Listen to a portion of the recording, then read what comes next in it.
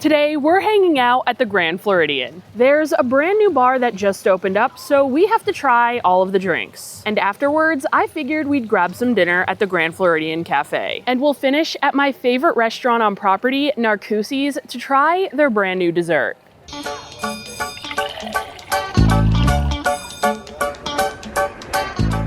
I am so excited to finally be making my way over to the Grand Floridian to check out their new lobby bar. All of the drinks on the menu sound really good, but I must admit I'm a little skeptical. The Perch opened in the resort's lobby just a few weeks ago, and the design pays tribute to the birdcage that was previously in the lobby. The space boasts just a few bar stools and only 2 signature cocktails as well as a mocktail. And since there are only about 10 bar stools over by the bar, they have different tables set up as well as couches throughout the lobby, and they'll have waiters and waitresses walking around the lobby looking to take your order. And now that I found myself a cozy little table, I want to take a look over the menu with you guys. And yeah, as you can see, it is quite tiny. There are not that many options here for you guys, but right on the top, you're going to see the cocktails. There are 2 of them.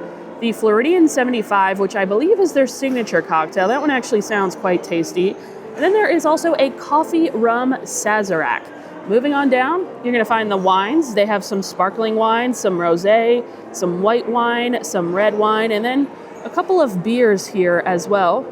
And then just on the bottom, the non-alcoholic beverage there, the blueberry and basil iced tea. That actually, out of everything, I might be most excited to try that. That sounds delicious. Now that we've looked over the menu, we're just enjoying the beautiful piano music, and I want to talk to you about my thoughts on this bar so far, because this is actually my first time seeing it. I haven't been to the Grand Floridian since they completed the construction of the lobby here. And I gotta say, I actually like it a lot more than I thought I would. When they first announced it, I was kind of excited. I was like, oh, another lounge, another bar, another place to hang out here at the Grand Floridian, because I love coming to the Grand and hanging out with my friends and stuff. But then when I noticed where it was going to be and stuff, I was like, like I said in the beginning, I was a little bit skeptical of it. But now after coming here and seeing it, I think it looks great. I know there are a lot of people that aren't really going to like it because the Grand Floridian lobby is so like classic Disney and stuff. But I think this bar fits well. I think it looks really great. I don't know if it's just because of the Christmas decor that's in here currently, but I think it looks really good right now. Do I think it's necessary? No, that's another story. I think there are already plenty of bars and lounges here at the Grand Floridian, so I don't really know if there needed to be another one necessarily, but like I said, I think it looks good. We have the Enchanted Rose, which has plenty of seating. You have the whole bar area with tables around it. You have 2 full seating areas as well as a seating area outside and seating outside of the bar as well. There are so many seats at the Enchanted Rose, which is a fantastic bar. I love going there. You also have the lounge outside of Citrico's, which is great. You have the bar seating at Narcoossee's. So there are so many different places you could go here at the Grand Floridian and grab a drink already. So I don't think it's necessary, but like I said, I think it looks good. Well, all 3 of our drinks have arrived and they're looking really good. The presentation is looking impressive. And out of all 3 of them, there is one I'm a little nervous to try. So I figured we'd start with that one and work our way up to the one I'm most excited to try. So first, the coffee rum Sazerac. This has Siesta Key coffee rum, Demerara, absinthe rinse, bitters, and lemon essence for $17.50. Now, I have never had a Sazerac before, and I also don't know if I have ever willingly ordered a drink with a singular cube in it. Now, I'm usually not a girly that'll go for an old-fashioned or any type of drink with a dark liquor in it. That's just not my thing, not my preference, but there are only 3 drinks on the menu here, so I've got to try them all, and I do like coffee. Like I said, I've never had a Sazerac, so I don't really know what to expect, and I know it's not the same as an old-fashioned, of course, so maybe I'll like it. We'll see. Cheers, guys. The Perch. Our first drink at the Perch.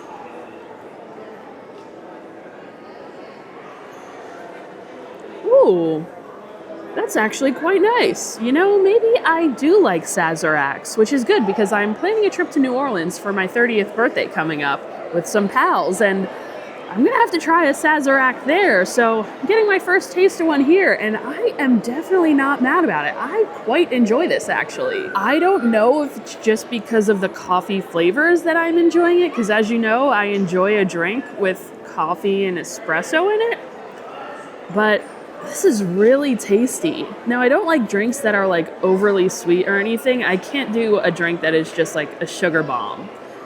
And this is not sweet whatsoever, so that is already a plus in my book. The coffee flavor comes through really nicely. I was a little worried about the absinthe in there because absinthe always has a strong black licorice flavor.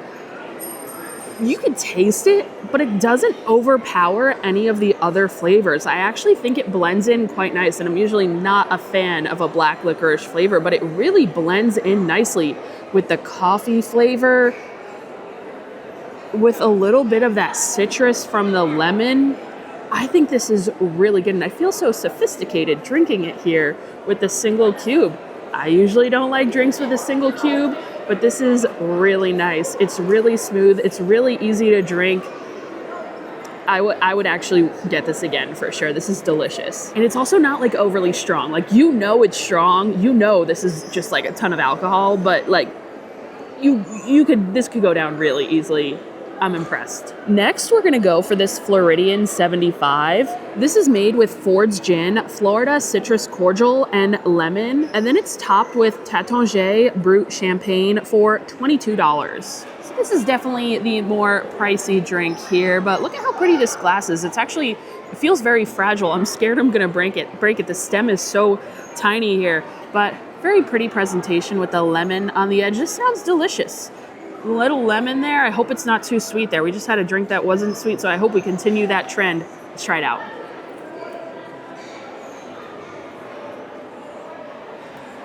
My lemon fell. Oh. You know what? This tastes a lot like a mimosa. And I guess at the end of the day, it is very similar to a mimosa because I'm sure that Florida Citrus Cordial is kind of like orange juice, and by the looks of it, that's definitely what it looks like. You get that lemon in there, so a little more citrus, and you have champagne, and Tatangier is a really nice champagne. That's one of my favorite champagnes, to be honest. It's not very often that I get it because it is one of the fancier champagne. It's not super fancy, but it's definitely a nicer champagne. I always get it when I go on a Disney cruise and I get the sommelier bin. A lot of the times they have it in there because it's one of like the Disney Cruise Line's signature champagnes. They have it in there all the time, and I get a glass for like $14, which is a total steal. Usually it's a lot more expensive than that. So I think it pairs really nicely in here, but it's a little bit stronger than a mimosa because you get the gin in there. And I always love when gin is mixed in a cocktail. So this is good. It's definitely very tasty. If you like a mimosa, you're definitely going to enjoy this. If you're in the mood for some bubbles, this is going to be the one for you. But I cannot believe I am saying this because by the looks of it, if I was just going to choose a cocktail, if I was going to choose just one drink tonight with alcohol, I would have chosen this, hands down. But out of the two that I have tried today, my favorite is that coffee rum Sazerac. I'm so shocked by that. And that's no dig on the Floridian 75 because I think it's still good, but it just tastes very familiar. Like mimosas are drinks that you can get really anytime, anywhere, but this is something different, something I've never really had before, and I really enjoy it. Yum. Well, we still have one more drink to enjoy here, the non-alcoholic mocktail. This is the blueberry and basil iced tea. It has fresh brewed Twinings iced tea, lemon, blueberry, and basil for $8. Now, before I ordered, I did ask my waitress just to make sure, because I know a lot of you guys are probably gonna ask, and I was wondering myself, are you able to add alcohol to this drink? They let me know that you were able to last week, but currently they are not allowing you to add alcohol, which is kind of a bummer because to me, I told you I was ending with the drink I was most excited to try. This honestly sounds like the best drink on the menu. Just by the looks of that menu, this sounds like the best. So I kind of wish you were able to add some alcohol to it. You know, this sounds like it would be really good with some gin or some vodka. So I don't know why they're not allowing it anymore. Who knows? Maybe when you guys come, it'll change. So just kindly ask your bartender, your server, if they're allowing it. Who knows, it might change back because they were allowing it before, but currently, as of data filming, they are not. But let's try this little mocktail here. This is quite nice. It's light. It's not very sweet, which I am not a sweet tea person. I like an unsweetened tea, so this is definitely right up my alley here. Now, I do wish with this that they took a little bit more of a risk and infused a little bit more of a basil flavor, because I'm not getting much basil in here. I'm definitely tasting the blueberry, but I could use a little bit more basil, personally. Yeah, not a lot of basil, but it's nice and light and refreshing. Like on a warm day, this is exactly what I would want a glass of. When I go over to the Wailulu bar at the Polynesian, my order is actually the hibiscus tea, and I think this rivals that. I definitely think I would order this again. I guess this is standard for the teas and the mocktails around Disney, but I do think $8 for an iced tea is a little bit pricey. I think it should be a little bit more, because it's literally just like a glass of infused iced tea at the end of the day. But I'm trying to think back on what the price is of the hibiscus tea at Wailulu, and I think it's the same. So I guess it's standard. But for an iced tea, I think it's a bit much, especially when you can get this little beauty for about like $9 more. So I really cannot believe I'm saying this. I started with a drink I was least excited to try and most scared to try. And out of all three, it is for sure my favorite. I don't know, very shocking, but coffee rum Sazerac. Come try it here at the Perch. Okay, our time at the Perch is complete. We tried all three drinks, and I gotta say, I really enjoyed it. Way more than I expected, for sure.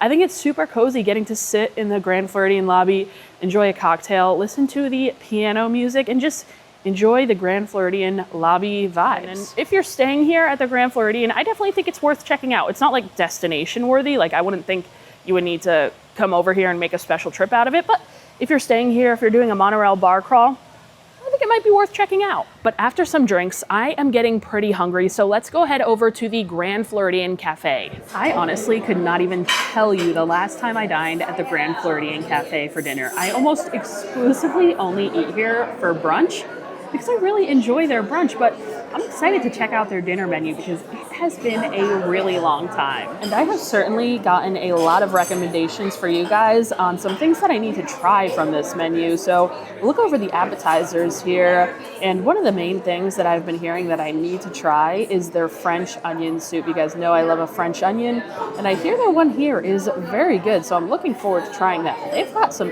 interesting things on this appetizer menu. See, they have some tacos, they have some yuca fries.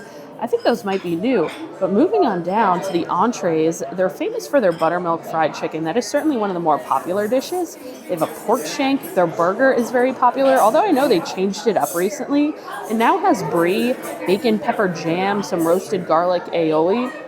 Tempted to get that. They have some Cajun pasta, a curry, some miso salmon, some steak.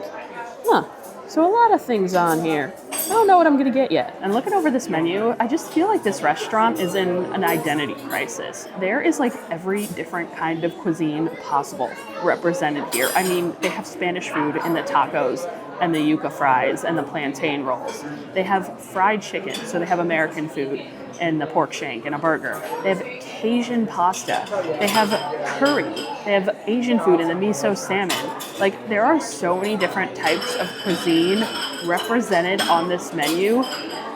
It just doesn't really make much sense here. But the food at the Grand Floridian Cafe is always good, so I'm sure a lot of this stuff is good. For my appetizer, I decided to listen to you guys and order the caramelized onion soup gratin. This is a traditional French onion soup for $13. This looks super cheesy, but let's see just how cheesy it is here. Oh, we've got a big piece of bread. Oh, that cheese is just kind of layered right on top there. Okay, it looks like there's a lot more cheese than there actually is. So there's not as much cheese as I thought there was. Even though there's not as much cheese as I may enjoy on my French onion soup, it still looks and smells very good. Everything else about it looks great. So let's try it out. We gotta get a bit of cheese in here. It's hard to find some, actually. There we go. We got a little bit. There we go. Okay, this is tasty. The broth is loaded with onions. There are a ton of onions in here, perfect amount of onions for me. The broth also has a great flavor. I really enjoy that. Good amount of bread as well. My only issue with it is that it doesn't have enough cheese for my personal preference. I like a French onion soup to be like really cheesy and just have a ton of cheese to where it's like cheesy in every bite, and I like there to be cheese kind of overflowing off the edge of the bowl. And we do have some crispy bits of cheese here that I could kind of pick off. But there's just not enough for my personal preference. But the flavor's there. The flavor's certainly on point. Like I would definitely order this again. It's probably not like one of my favorites, but I'm definitely enjoying it.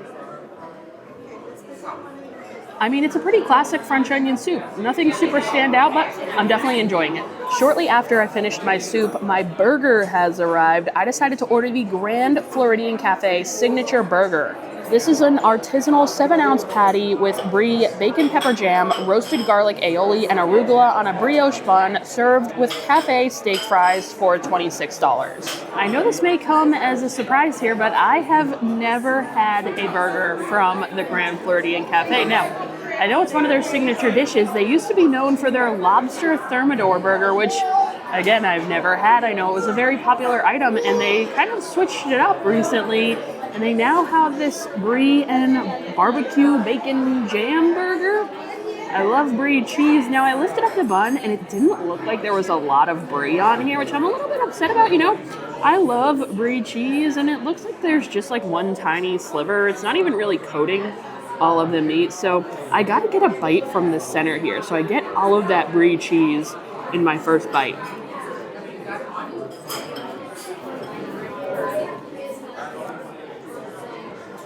I don't know. I'm not really sure if this burger here is for me. I'm a little bit underwhelmed, if I'm being honest. I do tend to be a bigger fan of smash patties than like bigger, thicker patties, so maybe that's why. Because this is definitely a bigger, thicker patty here. But I also don't really think the flavors necessarily stand out. Like, I was looking forward to that bacon jam. I was hoping it would be really sweet because I love brie cheese paired with a jam. Like, anytime I make a charcuterie board, brie cheese has to be on it, and there has to be some type of jam, and I love putting the brie with the jam on a cracker. It's such a good combo. But the bacon jam just is lacking, like, sweetness. Yeah, I mean, like, the bacon jam is just more smoky than anything. I think they needed to put some, like, balsamic or something in there to make it sweet and make it really break down, some onions, something. I need some sweetness in that jam. And I also think they use so little brie cheese on this that I can't really taste it much at all. It kind of just disappears. I do really like this bun. I think this bun is really good, really soft. Like, this is a delicious bun. This is a perfect burger bun here. And I love the use of arugula on this as well. But between the lack of sweetness, the little amount of cheese, and just my personal preference of a smash patty to a thicker patty, I gotta say, I'm just not a fan of this. I know a lot of you guys may like it, but just for me, it's not for me. I am sad I never got to try out that lobster burger, because I'm wondering if I would have liked that better. But if I'm on the monorail loop wanting a burger, Steakhouse 71 and Wailulu are still taking the cake. They're just, I just love those burgers, and I think they're just far superior. So, yeah, I probably wouldn't get this again. I would be curious to try some of the other things on the menu, though. Well, now that we've enjoyed some dinner, it is time for dessert. So I decided to make my way down to Narcoossee's and try and see if we could grab a seat at the bar to pick up their brand new dessert that just debuted on the menu a couple of days ago. The bar here at Narcoossee's is first come, first serve. When you walk in, you'll just ask the seater if there's any open availability, open seats at the bar, and they'll let you know. There are no reservations needed to sit at the bar, and luckily, there were plenty of open seats for me tonight. Now, it is so hard for me to walk in here and not order a drink, an appetizer, an entree, because you guys know how much I love this restaurant. It is my favorite restaurant at Disney World. But tonight we are just here for dessert. We've already had plenty of drinks and plenty of food, so we just need to end with a little sweet treat tonight. They've got some new desserts, and that's what we're here to try. Now, I always go with their almond crusted cheesecake, which is my favorite dessert at all of Walt Disney World. It is absolutely fantastic. But the three on the bottom here are brand new, and I thought it was just the chocolate sourdough bread pudding that was new, but nope. Turns out they have a new key lime pie as well, and I was convinced over here to get both. So we are doing double desserts. I figured, you know, if I don't try it all, if I'm not able to finish it, I could always bring some home. So we're gonna get double desserts here at Narcoossee's. Guys, our desserts have come out and they look so freaking good. But I'm like nervous because the almond crusted cheesecake is so good. So like I want these to be delicious, but I don't want them to be good as well because I still want to be able to get the almond crusted cheesecake every time I come here. But like I'm worried that these are going to be so good that it's going to have some competition. Is that crazy? I don't know, but this looks insane. We have to try this bread pudding first. This is the chocolate sourdough bread pudding. It has pretzel praline, vanilla bean ice cream, and chocolate sauce for $15.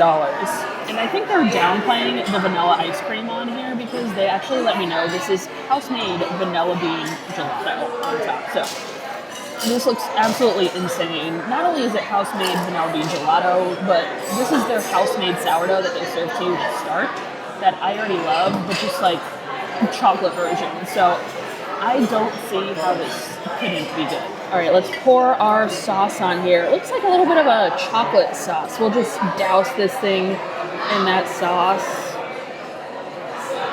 Oh my gosh. And they certainly give you plenty of that chocolate sauce. So this just looks insane, guys. I can't even get over it. It's finally time. We gotta load up on that gelato, all that chocolate sauce, the chocolate. I'm just excited. I feel like this could be good, just like the chocolate bread on its own. Like I feel like it's not even gonna need all of these other accoutrements with it, but we're loaded up here. We're just dripping all that chocolate sauce. It's gonna get on my white shirt. I already know. This is like perfectly decadent and perfectly rich, but it's cut very nicely from that vanilla bean gelato on top, which is delicious. I just took a bite of that vanilla bean gelato on its own. I'll just eat a scoop of that on its own. So good. If you're a chocolate lover, let me tell you, this is the dessert for you. It's like the perfect combination of bread pudding and chocolate molten cake. I feel like the only thing it could potentially be missing is a tiny sprinkling of sea salt on top. But that's just my personal preference because I always love sea salt with chocolatey things and chocolatey desserts. So I think that would be really, really good on here. But either way, I think this is delicious. And if you're a chocolate lover coming to Narcoossee's, you're definitely going to want to scoop this one up here. I don't think they had a chocolate dessert on the menu previously. Did they? I don't know. I never even looked at the dessert menu previously because I always just got the almond crusted cheesecake.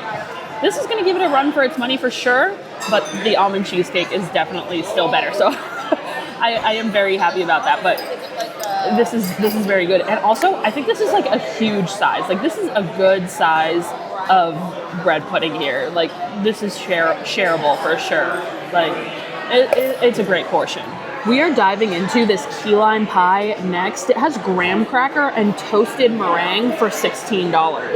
I love a key lime pie as well, so I'm looking forward to this one here. This wasn't on my radar at first, but I hear it's really good. We've got a nice big piece here. Now it's got a meringue on top, a graham cracker crust. Sounds great. This is the perfect key lime pie here, and what I really love about it is how thick the graham cracker crust is. I hate when I get a key lime pie, or any type of pie in that case, and the crust is like so thin that you could barely taste it. No, the layer of graham cracker on the bottom and on the side is so thick that you get a great amount of graham cracker in every single bite. And speaking of that thick layer of graham cracker, I feel like there's the perfect proportion of every ingredient. You've got that layer of key lime, but you've got such a thick layer of meringue on top, which is exactly what you need to kind of cut that tart key lime. Like the sweet meringue cuts it so well. I mean, I don't really see any flaws in this key lime pie here. I love a good key lime pie, and this is delicious. I feel like it like also fits the kind of Floridian theme very well here at Narcoossee. So I think it's a really good addition. I think both of these desserts are really great additions, but it's exactly what I wanted. They're great.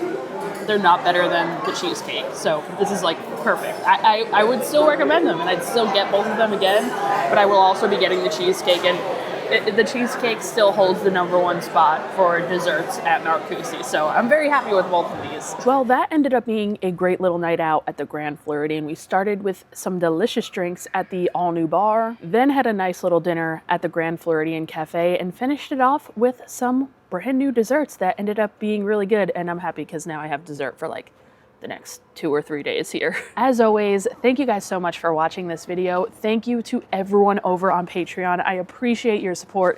If you don't already and you enjoy Honest Disney food reviews, make sure you hit that subscribe button. I hope everyone has a great Thanksgiving, and I'll see you guys in the next video.